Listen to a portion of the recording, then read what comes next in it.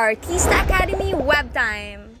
Hi mga kapatid! This is Yula Caballero, your click check for Artista Academy Web Time. Nalaman natin kagabi kung sino ang dalawang students na pasok sa Final 6.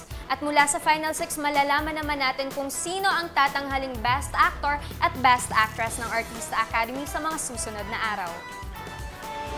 Pero na yun, nang pumasok po ako, sobrang masaya at tense kasi sobrang tumaas ng expectations na yan, matataas yung expectations. So,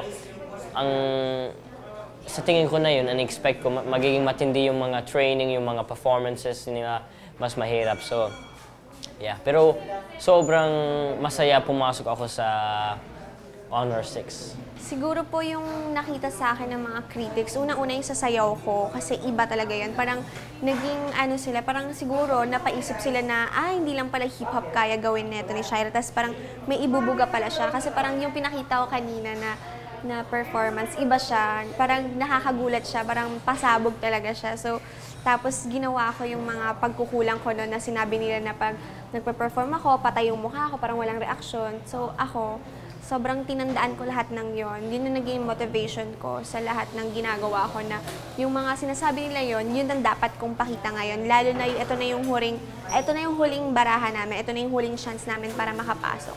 Artista Academy Web Time.